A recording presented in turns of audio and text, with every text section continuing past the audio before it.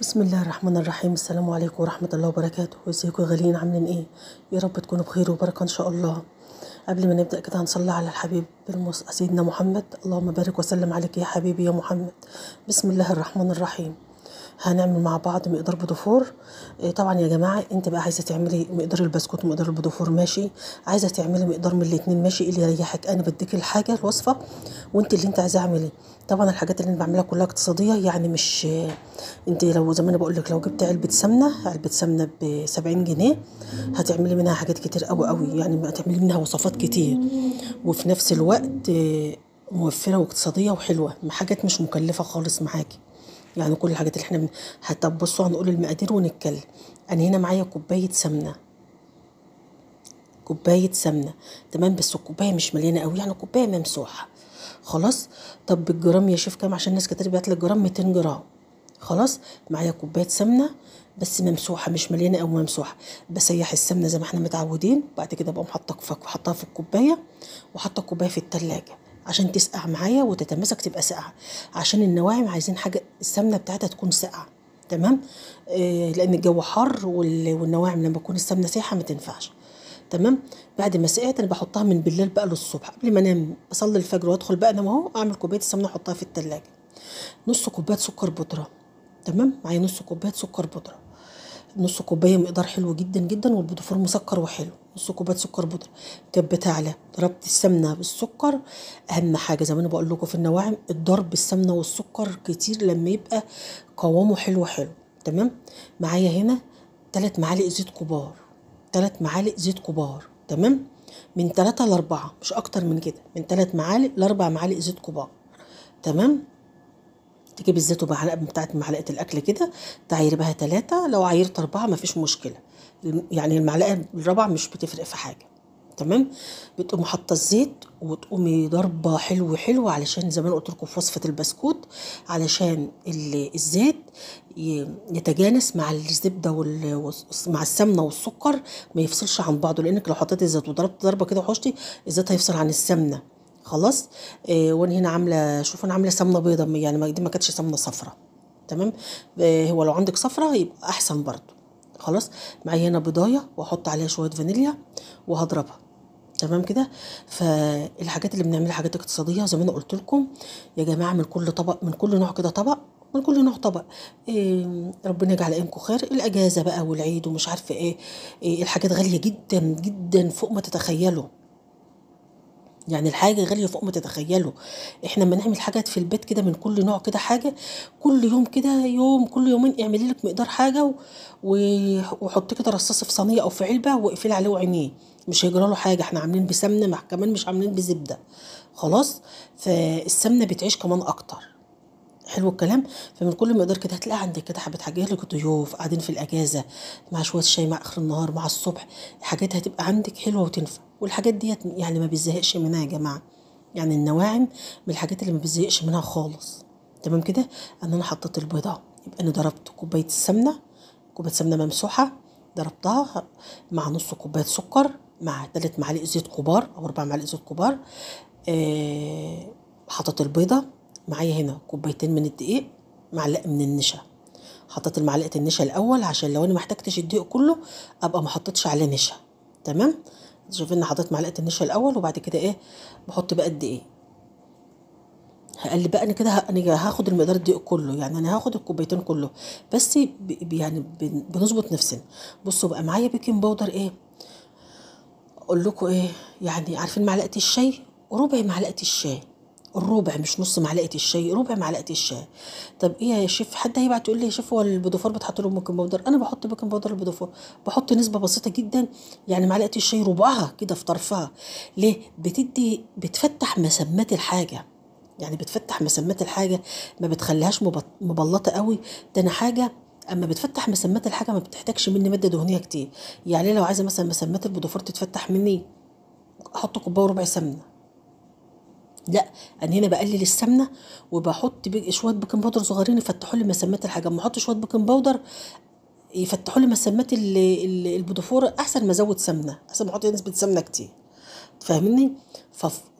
في طرف المعلقه بتاعت الشاي ربعها كده، ومحطه ربع معلقه بيكنج باودر. خلاص. انا هنا شوفوا بحط الدقيق واحده واحده اهوت وبقلب، سايبه كمان فضل معايا معلقه هحطها. يبقى انا هنا اخدت المعلقه كوبايتين الدقيق بتوعه كله. تمام. انا هنا بقى عملت مقدارين، يعني ان انا عملت مقدارين بضفور. حلو الكلام. بس انا صورت لكم مقدار واحد بس عشان ما تتلخبطوش. وهقول لكم لو انت عايزه تعملي المقدار اللي هو نص كيلو دقيق هقول لك مقداره دلوقتي، عشان برضه لو حد بعت قال لي مقدار النص كيلو او مقدار الكيلو تبقي انت عارفه. خلاص. بنقلب كده من تحت لفوق كده بالراحه اهوت. انا بحب دايما يا جماعه اما اجي اعمل حاجه، احبش بالذات في الصيف ما احبش اعمل كميه حاجه كتير. يعني ان شاء الله هعمل معاكم كحك برضه، هنعمل برضه معاكم. بس الكحك بقى مش هعمل نص كيلو دقيق، هعمل كيلو دقيق كحك، لان الكحك من الحاجات اللي ما بتفرطش قوي ومش مستاهله نص كيلو، فهعمل معاكم كيلو كحك. لما مثلا باجي اعمل مثلا 2 كيلو كحك ولا 3 كيلو كحك، لا بحب اعمل كيلو كيلو. البسكوت احب اعمل كيلو كيلو، البودفور نفس النظام. ليه؟ في الحر بالذات علشان الجو حر يعني، مهما كانت المراوح شغاله السمنه يعني الدقيق ما تردش السمنه في الصيف. فاهمني؟ دي لا يعني احسن حاجه انني اعمل مقدار على قد اخلصه اعمل غيره، خلصت ورايا حاجه بعملها وارجع اقعد كده اريح واعمل غيره. تمام. في متابعين كتير باعتين ان هم يعني مقدار 4 كيلو بسكوت 3 كيلو بسكوت، لا اعملي مقدار يعني احسن بكتير بالذات في الصيف، عشان السمنه ما تسرطش ما تطردش من الدقيق. انا هنا معايا صينيه، الصينيه مش دهنها اي حاجه خالص. خلاص تمام. بحط بقى بنزل بقى بالبودفور بتاعي اهوت. شايفين؟ حاطه التيب في قلب كيسان برضو من بتاع السبوع، وحطاه. حبايب قلبي اللي بيسالوني على الكيس الحلواني ده، الكيس ده قماش وفيه بلاستيك زي ما انت عايزه. الكيس ده عند بتاع مستلزمات الحلويات او عند المحلات اللي بتبيع الادوات المنزليه. تمام. يعني اي محلات بتبيع ادوات منزليه هتلاقي عندها الكيس ده. خلاص. موجود. في لو حد عندك كيس سيليكون يشتغل. ممكن الكيس الحلواني، اللي هو الكيس الشفاف. في كيس بيبقى غالي شويه، يعني في كيس بجنيه دي بتاع الكريم شانتيه. في كيس بقى السمك بتاعه اضخن واعلى شويه، تقريبا الكيس ب5 جنيه او حاجه. تمام. فممكن تجيب الكيس ده. الحاجات ده عند مستلزمات الحلواني برضو. يعني الكيس الشفاف ده التيب ده ب20 جنيه يا جماعه، مش غالي. يعني كل مره ممكن تجيبي لك تيب شكل. انا برضو عايزه اجيب والله كذا واحد وعينه، يعني مش هيخسر. التيب ده ب20 جنيه. خلاص. ممكن تجيبي كذا شكل انت بتحبيه. الكيس الحلواني في بجنيه للكريم الشانتيه، وفي ب5 جنيه اللي هو الطحين للعجين. الكيس القماش ده بقى موجود جميع الاسعار بقى زي ما انت عايز. تمام. برضو ممكن تجيبي لك واحد سعره مريح، مش شرط غالي قوي. وعشان تحافظ عليه حطه في قلب كيس من كيس الحلواني الشفاف، وحط التيب في قلبه يفضل الكيس القماش معاك نضيف. خلاص. بس انا حاطه كيس السبوع هنا لان كيس السبوع صغير فمش عارفه اتحكم فيه في ايدي، فحطيته في كيس الحلواني. خلاص. والتيب ب20 جنيه.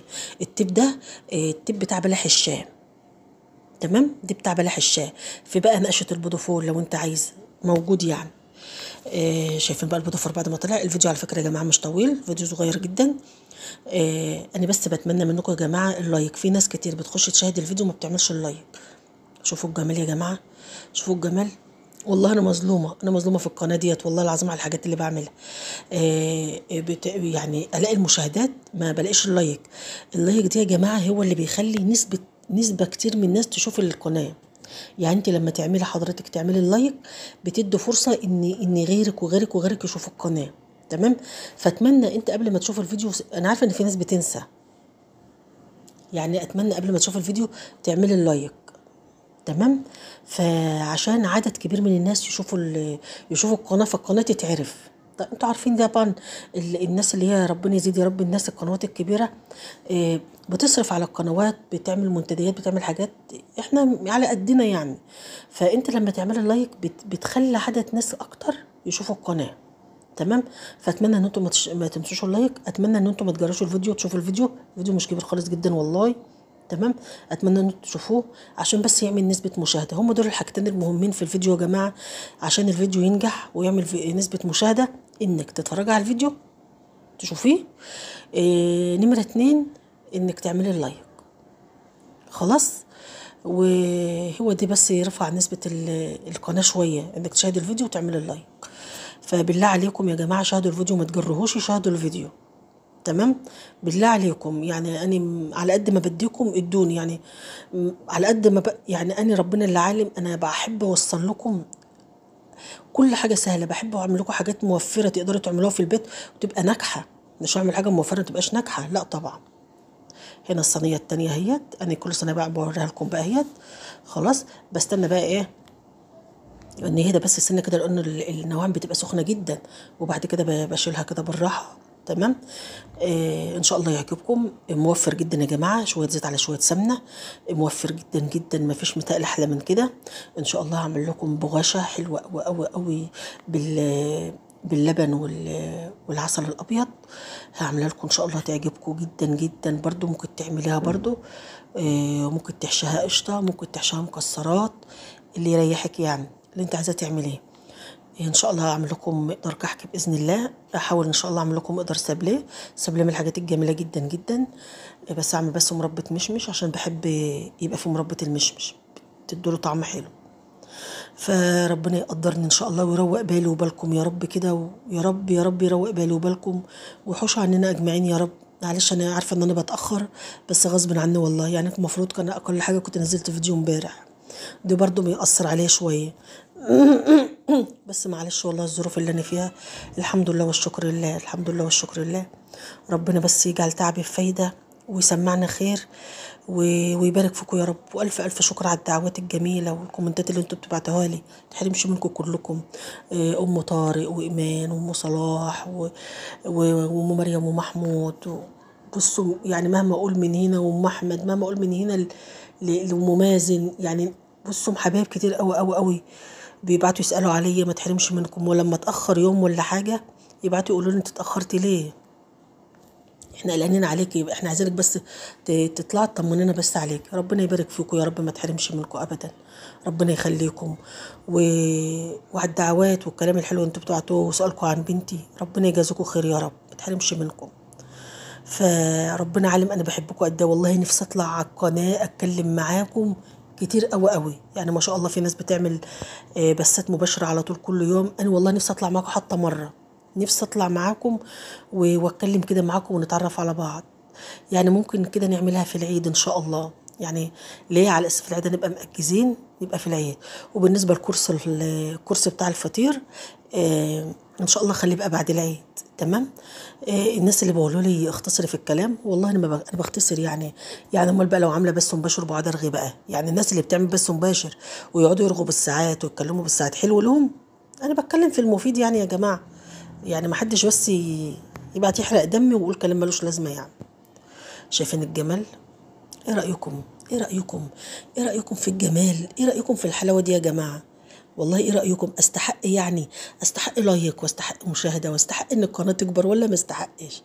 اني على قد ما ابقى مبهوره بنتيجه الحاجه اللي بعملها، على قد ما ابقى زعلانه جدا جدا ان ما حدش شايفني. اكتشفوني يا جماعه، اكتشفوني. بهزر معاكم شويه من نفسي كده. ربنا يبارك فيكم يا رب. يعني اتمنى يعني ببقى فرحانه بالنتيجه والله اللي انا بعملها، لانها بتبقى حاجات موفره يعني، حاجات مش مكلفاني جامد. والنتيجه بتاعتي خلاص. من الحقيقه يا جماعه، لو انت عايزه تعملي بقى نص كيلو دقيق، هتعملي 4 كوبايات دقيق. هتعملي اللي هم نص كيلو، 4 كوبايات دقيق ده نص كيلو. الحق بس بسرعه لان الفيديو هيخلص. هي هتعملي بيضتين، هتعملي كوبايه سكر، هتعملي نص معلقه صغيره بيكنج باودر. تمام. هتعملي معلقتين نشا، وتعملي نص كيلو دقيق. هيديكي معاكي الكميه دي. تمام. الكميه دي نص كيلو دقيق، يبقى نص كيلو دقيق اللي هو 500 جرام، اللي هو 4 كوبايات. كوبايه سكر اللي هي 200 جرام، اللي هي مج بالايد. هتعملي بيضتين. تمام.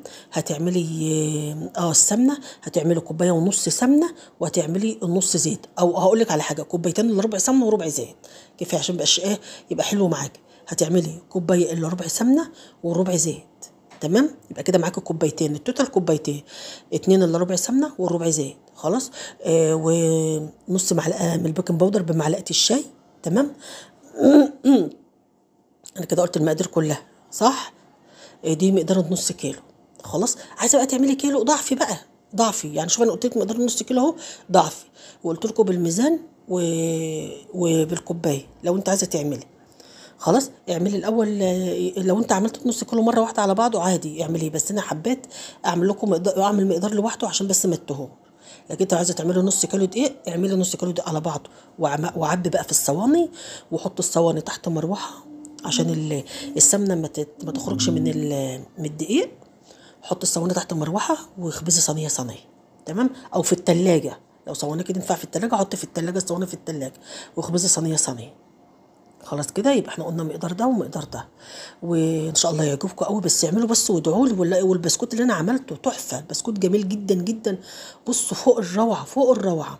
تمام، جربوا يا جماعه، جربي مقدار صغنن، جربي وهتلاقي الحاجه تنجح. الناس كتير عملت البسكوت على فكره وبعتيلي وفرحانه جدا جدا. ربنا يحسن ما بين ايديكم. ويلا قوموا بقى اعملوا البضفار، قوموا بقى ما تكسلوش. يلا حط كده السمنه في التلاجة تسقع وقومي اعملي يلا. اهم حاجه اما تعملي تحط الصينيه او الحاجه العلبه اللي انت تحط فيها تغطيها او صينيه وتلبسها شنطه وتربطها عليها. كل ما تغطي النواعم وتلبسها كيس كده الصينيه وتربطيها او في علبه، النواعم ما تطرش منك، ما ترطبش، تفضل مقرمشه كانك عاملاها الدقيقه ده. لكن لو انت سايبه مثلا الصينيه دي مكشوفه كده، سايباها مكشوفه كده، لا تنعم وتبوظ منك. تمام. يا رب تعملوه وتجربوه ويعجبكم ان شاء الله ويطلع معاكم بالجمال ده يا رب يا جماعه ان شاء الله. واتمنى ان الفيديو تتابعوه واللايك والمشاهده. وكل سنه وانتم طيبين، واستنوا مني كل جديد ان شاء الله. وهعمل معاكم ان شاء الله، ممكن الفيديو جاي نعمله البغاشه وهنعمل الكحك وكل حاجه حلوه. كل سنه وانتم طيبين، السلام عليكم ورحمه الله وبركاته.